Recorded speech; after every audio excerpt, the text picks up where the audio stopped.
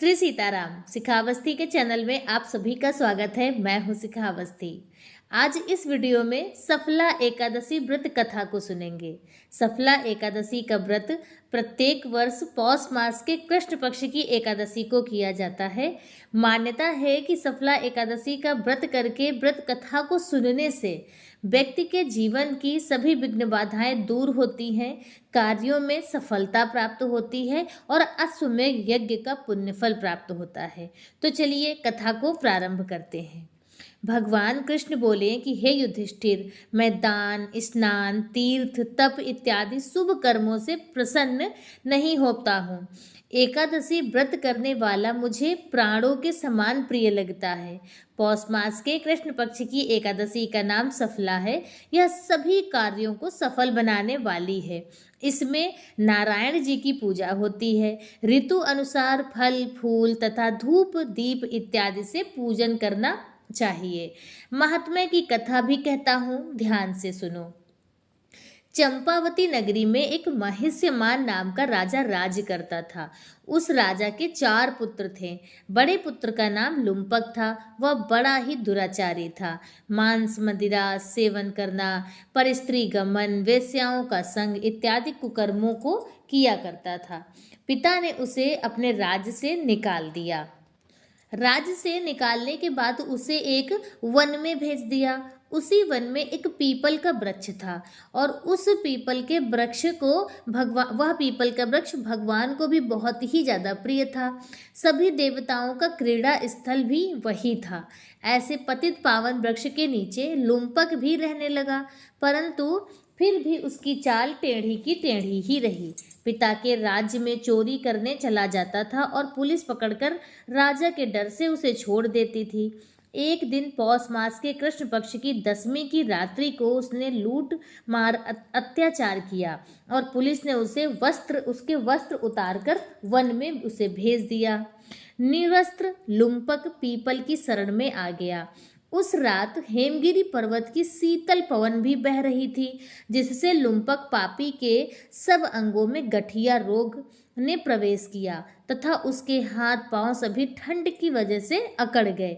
प्रातःकाल सूर्योदय होने के बाद कुछ दर्द उसका कम हुआ और उसे बहुत तेज से भूख लगने लगी। वह जीवों के मारने में आज असमर्थ था और न ही वह वृक्ष पर चढ़ने कि उसमें शक्ति थी। वह नीचे गिरे हुए फल बीन लाया और पीपल की जड़ में रखकर कहने लगा कि हे प्रभु, वन फलों का आप ही भोग लगाइए। मैं अब भूख हड़ताल करके शरीर को छोड़ दूंगा। मेरे इस कष्ट भरे जीवन से मृत्यु भली है। इस प्रकार उसे रात्रि भर नींद न आई और वह सारी रात भजन कीर्तन प्रार्थना करता रहा, परंतु प्रभु ने उन फलों का भोग नहीं लगाया। प्रातःकाल हुआ तो एक दिव्य अश्वरथ उतरकर उसके सामने प्रकट हुआ और आकाशवाणी द्वारा नारायण जी कहने लगे कि तुमने अनजाने से सफला एकादशी का व्रत किया है। उसके प्रभाव से तेरे समस्त पाप नष्ट हो गए हैं। जैसे अग्नि को जानकर या अनजाने हाथ लगाने से हाथ जल जाता है, उसी प्रकार एकादशी व्रत जाने अनजाने करने से समस्त पाप नष्ट हो जाते हैं। अब तुम इस रथ पर सवार होकर पिता के पास जाओ, तुम्हें राज्य मिल जाएगा। सफला एकादशी सर्व कार्य सफल करने वाली है। प्रभु की आज्ञा से लुम्पक पिता के पास आया। पिता उसको राजगद्दी पर बिठाकर वन में तप करने चला गया। लुम्पक के राज्य में सभी प्रजा एकादशी व्रत विधि पूर्वक किया करती थी। हे युधिष्ठिर, सफला एकादशी के महात्म की कथा को सुनने से अश्वमेध यज्ञ करने का पुण्यफल प्राप्त होता है। तो इस प्रकार से सफला एकादशी व्रत कथा पूर्ण हुई। बोलो श्री हरिनारायण भगवान की जय। सफला एकादशी की जय।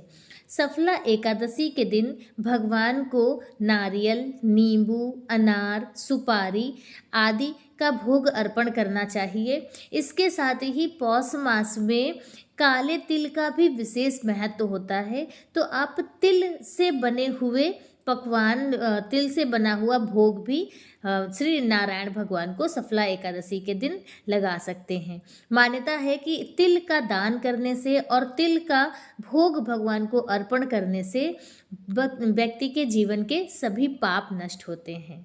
तो बस आज का वीडियो बस इतना ही। कथा कैसी लगी कमेंट करके ज़रूर बताएं। मिलते हैं दूसरे वीडियो में किसी दूसरी जानकारी के साथ। तब तक के लिए श्री सीताराम।